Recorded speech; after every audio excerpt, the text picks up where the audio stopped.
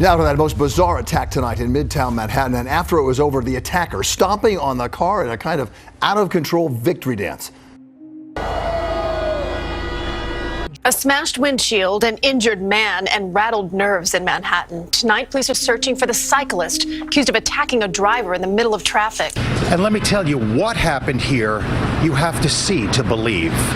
Police say the man climbing on top of this car and screaming triumphantly is wanted for a bizarre and terrifying act of violence. Crazy. I mean, this is ludicrous. This is absolutely strange. It happened in the area of 40th Street and 5th Avenue on Friday at 1:30 p.m. A bizarre display, the suspect seems to celebrate with a victory pose before calmly walking off the roof and hood of the car and pedaling away on a black and green bicycle. He has yet to be caught.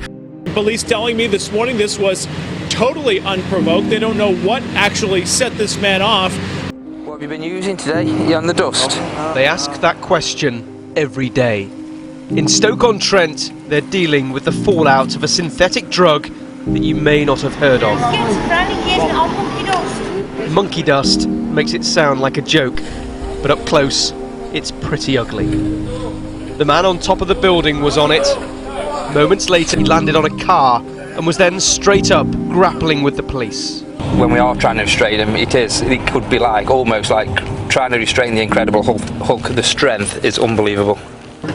The police can't explain why it's so concentrated around North Staffordshire, but this summer it's reaching crisis point.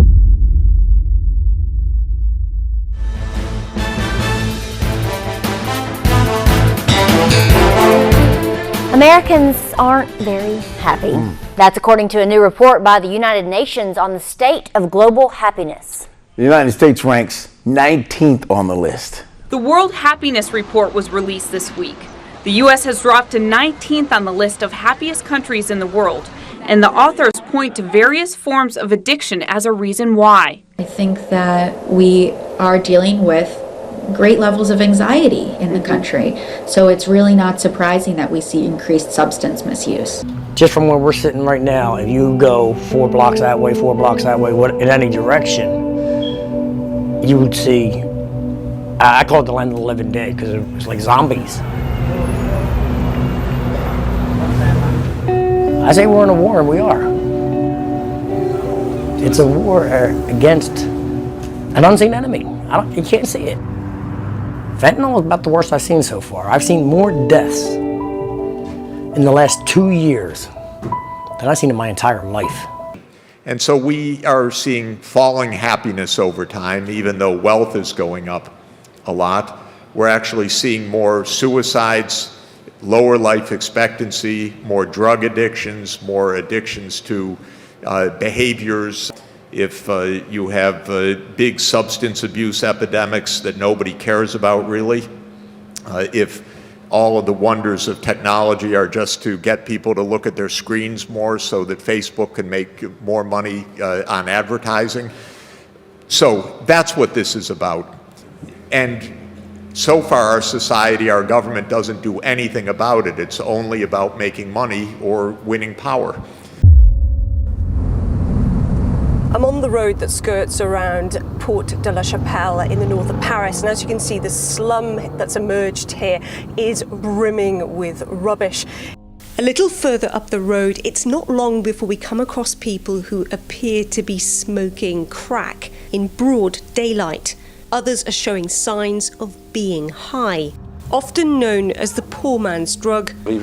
I've seen people come here, and after 6 months, they look like the walking dead. They've lost 15 kilos.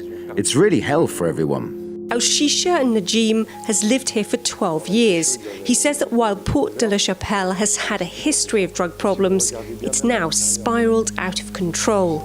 So far, those cries have not been heeded by the government nor the local authorities.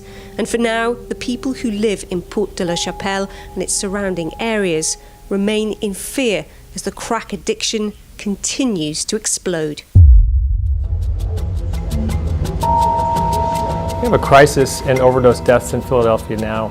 It's been rising for a number of years, and was at its worst in 2017 when we had more than 1,200 overdose deaths. 90% of those involved opioids.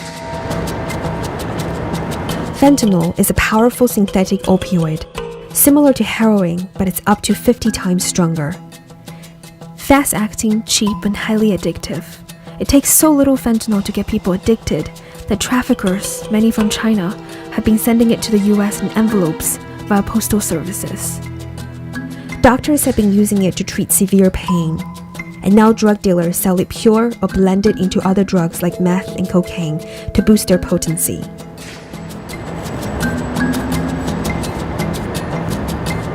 We have a very large number of people who are dependent on opioids now, predominantly because they started with prescription painkillers.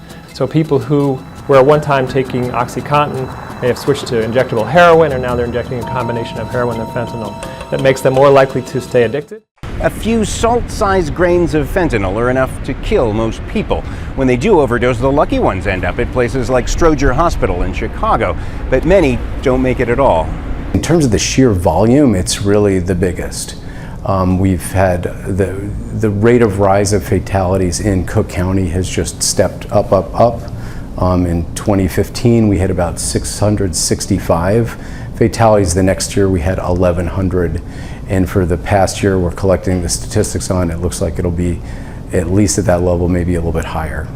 U.S. police say the strength of fentanyl they're recovering from black market drug dealers is more powerful than ever, meaning its victims could in time be counted in the millions. Not every patient turns violent, but those that do can be a nightmare. Whereas previously we've seen drugs of recreation, we're increasingly seeing this as a drug of abuse. It's a fairly new agent, and we've seen massively increased use. Although we don't collect the data anecdotally, we know we're dealing with a huge increase in numbers. It's reached the point where paramedics are now considering whether they need body armour. I had an instance where I went to two of them who were on monkey dust, and they were running in and out of the traffic. So not only are they a danger to themselves, they are a danger to the public. It is like an epidemic, and something does need to be done. I have a $17,000 pair of Gucci crocodile boots. Jackie Siegel, the so-called Queen of Versailles, and her timeshare tycoon husband are reportedly worth roughly $900 million. A 2012 documentary followed their audacious plan to build the largest mansion in America for their 8 kids and menagerie of animals. Personal Palace is still not finished, but that setback is nothing compared to the heartache they've faced since. Her parents describe Victoria as a free-spirited hippie living in a gleaming mansion, trying to fit in. That was kind of the beginning of the end for Victoria. Why? The movie embarrassed her. She was kind of on the chubby side at the time. Kids make fun of her, because she came from a family of wealth, and she got teased about it. Then she started going on crash diets. We never thought in a million years that she would be doing drugs. Their naivete mirroring so many parents, oblivious to the grips of the opioid epidemic that claimed more than 70,000 lives in 2017 alone. I thought drug addicts lived under bridges and slept on park benches. I had no idea that the more affluent the family is, the more chance you have of having a drug user in your family.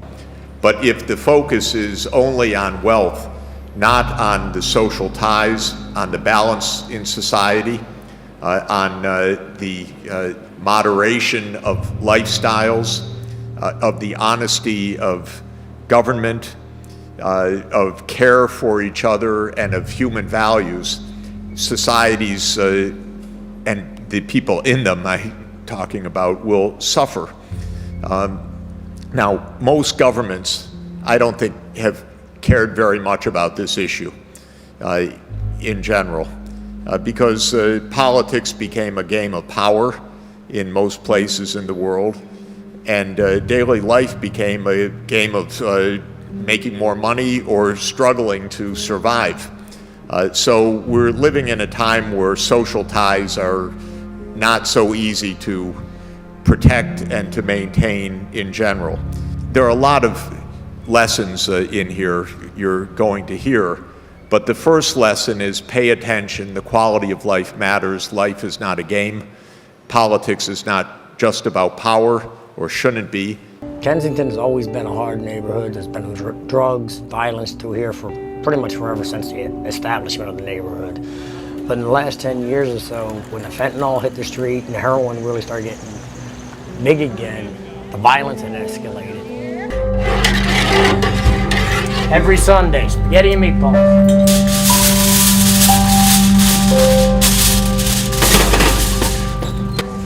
Yeah, so I'm angry. I'm angry at the government. I just got that. They're not looking at you. They're not looking at me. They're looking at numbers, statistics. Well, that girl out there, that boy out there, he's not a statistic. It's a human being. He deserves a chance. It's a social problem, not a pharmaceutical problem. Why are they here? What is causing them to come out? What is causing them to get onto the drugs? Start treating that. If you start dealing with that there, you probably have a whole lot more people not doing drugs.